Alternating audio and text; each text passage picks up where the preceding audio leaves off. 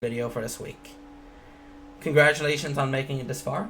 I assume at this point you're comfortable with sketches and constraints. If not, please go back and work on it some more. Make sure you fully understand the topic and you're comfortable in using it in Fusion 360. In this video, I will not be spending any time really discussing how to make the sketches, how to constrain it properly, how to access dimensions and so forth. At this point, I expect you to be fluent. If not, go practice it some more. If needed, go rewatch the videos or come into Lab 213 and we'd be glad to assist you. From now on, all the videos being made will be along this style, where we will be presenting a project that we will be making from scratch, and I'll be trying to present a couple key new tools for you to learn that will then be expecting you to use in the homework assignment that will be following. For this week's video, we'll be making the radioactive token symbol. The radioactive symbol, and this sort of token, I guess, would be a better way of phrasing that. And for homework, you'll be expected to either be making the chemical symbol or the biological symbol. It's your call on which one you feel like making. I personally believe the biological symbol is easier to make, despite it looking more complex, simply because there are more defined shapes in here. However, it is your call on which you're more comfortable doing and which you could see more easily how to do. Alright, returning to the video on how to actually make the symbol. This week, once again, we'll be discussing on how to make the symbol.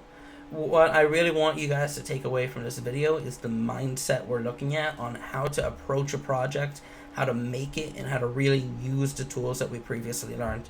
I won't be explaining many new concepts in this video. The only one that I'll be really explaining is construction lines. Else than that, everything will be stuff you've already learned in the past two videos, but rather I'm just trying to show you guys how to apply it and how you should think about applying these. Starting off, we need to figure out how we're actually going to make this. We could look at this in 3D space, either here, or we're actually lucky where I have a live model that we could look at, where we could see it is a circle with the 4 parts extruded on top. You can also see it right here. We have a base bottom circle that was extruded upwards, and then 4 parts extruded here, plus this ring that was extruded up more on the sides. So we're going to have to figure out how to make this. What I'm going to do is pull up a software I personally enjoy using called Affinity. It is nearly identical to Illustrator in most ways. You could also use Inkscape, you can even use Paint. Just some sort of software so that we can start figuring out how to really dissect this project. Starting off, the first thing that we obviously know how to make here, we can see right here by me selecting it, is this outer contour. That's simply a circle. There isn't much discussed along these lines, so we're just going to stick to it. Following that, the next obvious one that we can see, right in the middle, we got one more circle. Alright, we're starting to get to our shape being made. Following that, I'm actually going to discuss the wrong one right here. There's one more circle here, which was obvious, and the one that might be now a bit more difficult to see is there's actually a circle going around here. Despite the fact that these parts aren't shaded in and we don't actually see the circle, there is still a circle that was made right here. It's a perfect circle, and though we won't be exactly seeing these lines, it'll still be important for us to create the circle, as it's going to be able to help us delimit these black things that we're trying to make. Following this, we can see one more circle right here. That's this inner part that's making these cool curves in the middle. The final shape for you to see, which is probably the most difficult one, is the fact there's actually a hexagon right here. All 6 of these points are equidistant from one another. It's actually a hexagon right here in the middle connecting them.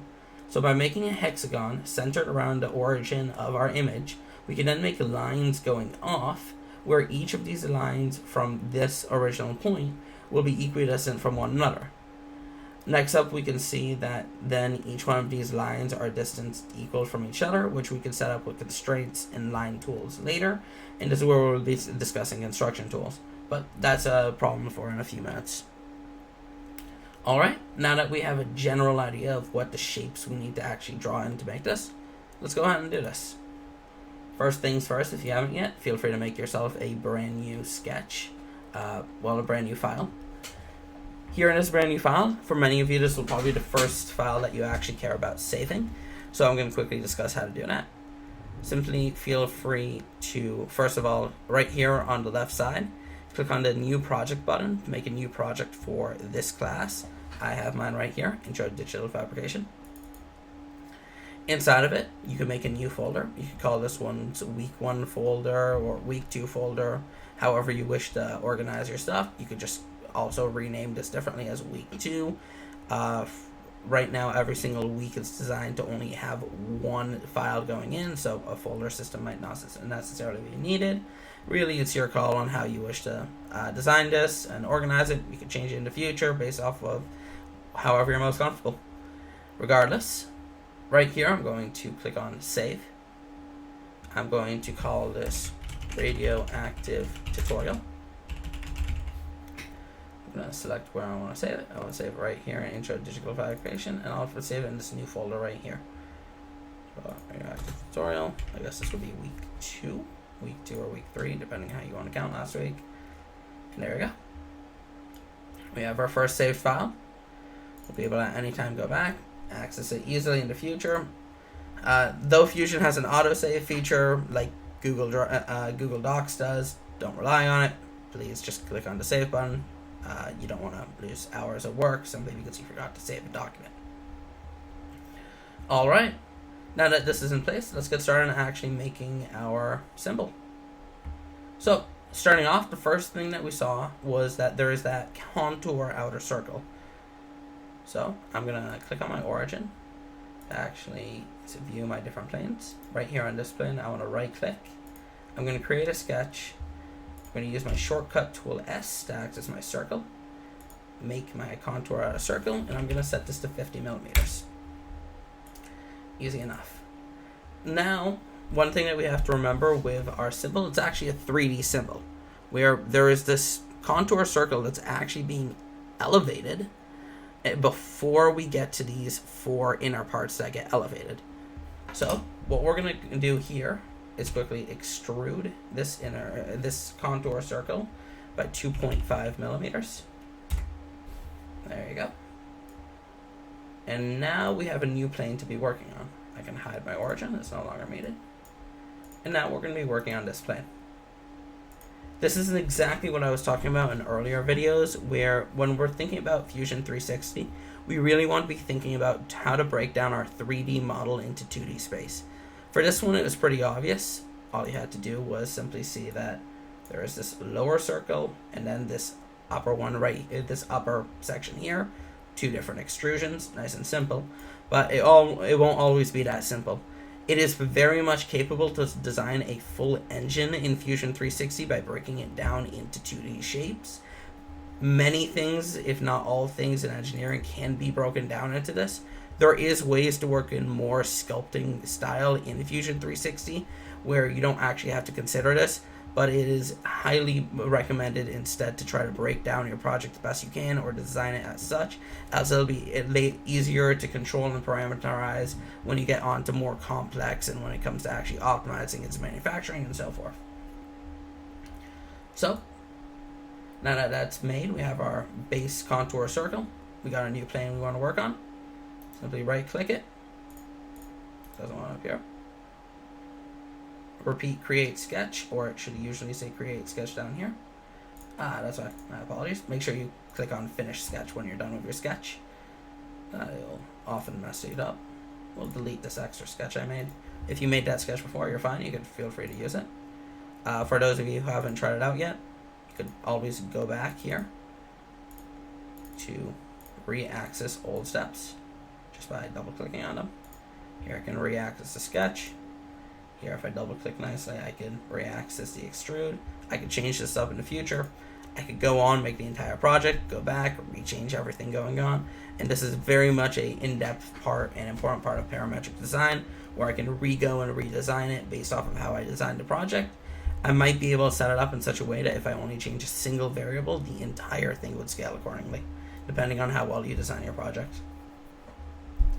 Alright, so let's right click on our circle. Let's create a sketch. I'm just gonna pan over nicely, zoom in a bit, give myself a nice view that we're working with. We'll be looking at this view for a while. Let's go. All right.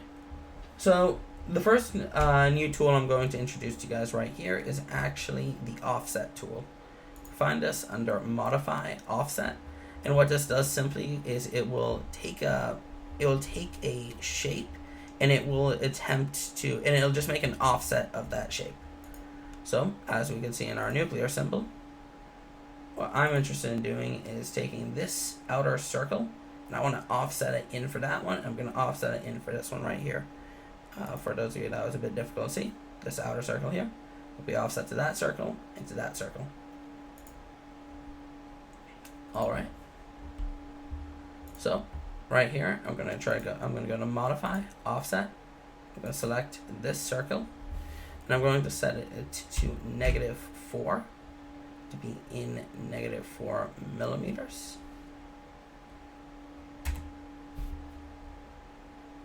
Following that, I am going to make another offset of that circle. Simply re-click on it. Set it to -6.5 millimeters. There we go. Looking at this now, I'm not convinced with the numbers, so I can simply go back, change this. I believe I'm going to actually set this to -2 millimeters.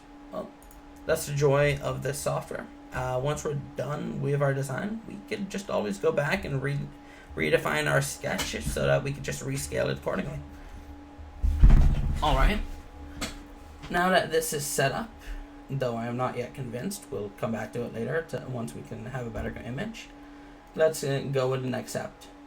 Next up, we're going to make that inner circle that we were talking about, the one that we saw right here. So, very quickly, go S, center circle. I'm going to make it right here. I could have just as easily gone on and done it by making another offset, but just want to show you guys that they're interchangeable, and it really depends on the purpose, and that's a bit more complicated, so we're not going to really get into it, but this is just one of the examples that you could have done it in multiple different ways. Here I'm going to my dimension tool with D, clicking on my circle, and I want to set this to be 8 millimeters. Alright, now that we have this set up, the next thing I want to do is actually make that hexagon shape that we were talking about. Right here, jumping back into Affinity, here's the hexagon that we were discussing making. So let's go ahead and make it. Here I'm going to go use the shortcut to access the inscribed polygon. I'm going to click on my center. Right here I can set the number of edges I have. Over here I can set its dimension. I'm going to set its dimension to 6. I'm going to go ahead and set it. Alright, here is the first shape that we made that's not actually a defined shape. So something you could do is move it around to see how it's not defined. Here we can see its center is defined once again, but it's not actually defined in terms of an angle, which is alright. We can define it quickly by simply going to horizontal, vertical, setting on this. Just by saying that one line to be horizontal, everything else in the shape must be defined. Alright. Now we're going to quickly discuss construction lines. If we go back to our design in Affinity, as I said, this hexagon doesn't actually exist. We don't actually see these lines. This is actually a reference to show that each one of these dots are separated from one another. This is the perfect example of what we would discuss as a construction type lines. So what I want to do here is I'm going to click on the line, and then right up here I'm going to click on construction, and it's going to turn it into these dotted lines. That means when I get later to extruding the section, it won't actually let me extrude anything with these dotted lines, which will be convenient in selecting the proper parts I want to extrude. Since this isn't actually, once again, part of the image or shape that we're trying to form, this is simply used for reference reasons. So, simply click on the line. You could hold Shift to click multiple and click on construction. Much faster as well, you can simply click on the line and click on the keyboard shortcut X to set it to construction. There we go. Alright, now that we have this set up, next up, we're going to make those 6 lines that we talked about. That will go from each corner of the polygon over. I'm not going to worry too much how they end up. We're going to actually constrain them properly later.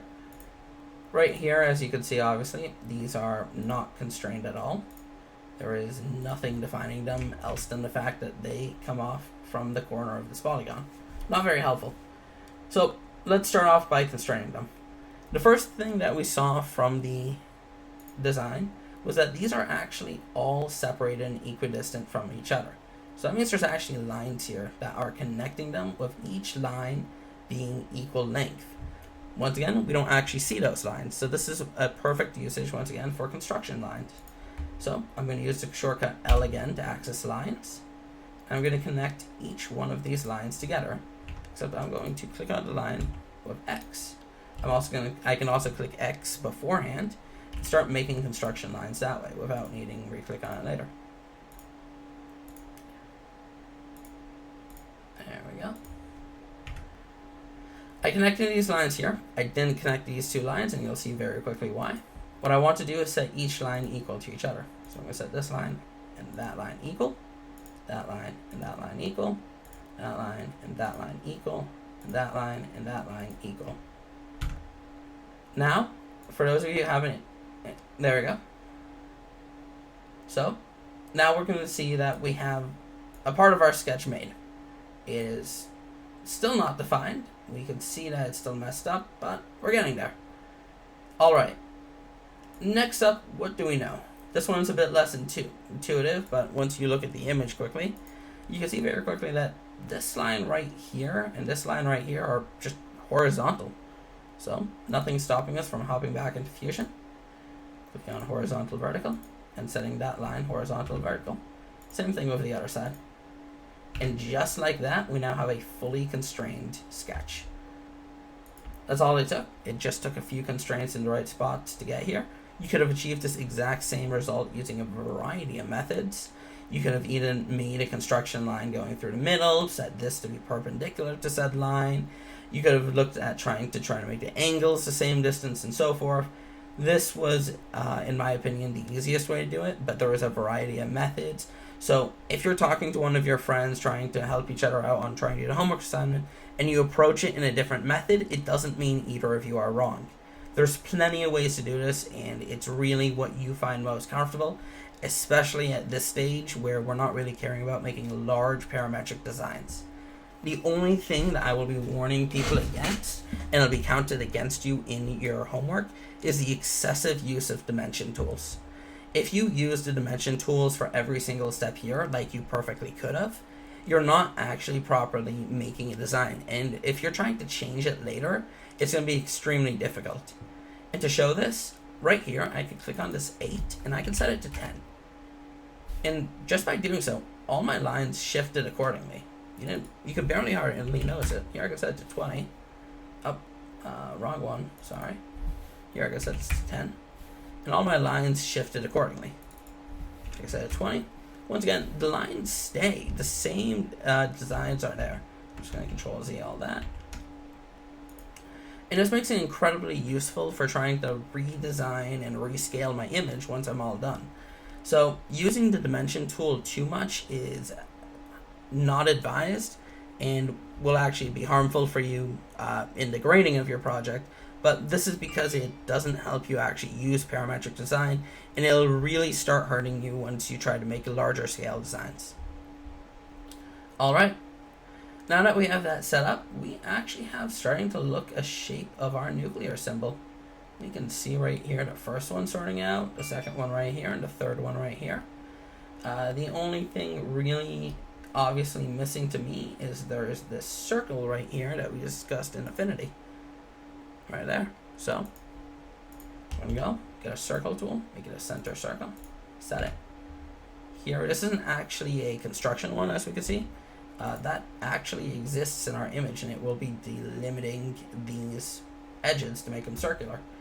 What I'm going to do is simply click on coincident, click on the circle, and click on this one corner. Now they must be coincident with each other. And there you go. That's all it is. You've now made the nuclear symbol. Feel free then to simply click on the E key, extrude up these 3 parts. As you can see here, despite there being a line right here, it's not stopping my extrusion, as these are construction lines. Once again, if I click here, it won't be stopped by this, but if I'm in the inner part, it'll be delimited by these black lines.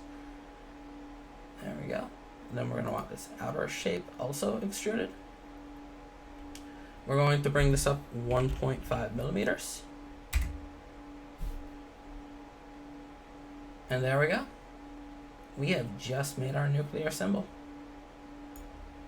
Looking back over here, you can see very quickly, however, that this distance isn't exactly is a bit more over on the other image on this one. That's fine. We could simply adjust that here. What we're going to do is simply double click on our sketch again to re-axis it and just change this to, let's say, V4. Oh. Feel free to control to see that if you follow along that quickly. -4, since the offset is going in. And there we go. Now we have the nuclear symbol all sorted out. Though technically you can end here and simply export this as an STL. A lot of times you're going to want an easier way to see this, so we're going to discuss quickly how to use appearance. Here you can simply click on the A key on your keyboard to access the appearance tool. Under the appearance tool, we can search a variety of different materials. Here I'm going to write PLA, see if anything appears. We got a plastic glossy, which isn't too bad. I like the plastic matte. I'm going to take this plastic matte, I'm going to select it to be in this design. I'm going to right click it and I'm going to duplicate it. And what I'm going to do here is simply to edit the first one. I want it to be a yellow color. There we go. And then I'm going to edit the second one to be simply pitch black. Alright. Now I'm going to select this. I'm going to select the black one. And I'm going to set everything in this image to black. Then I'm going to select each one of these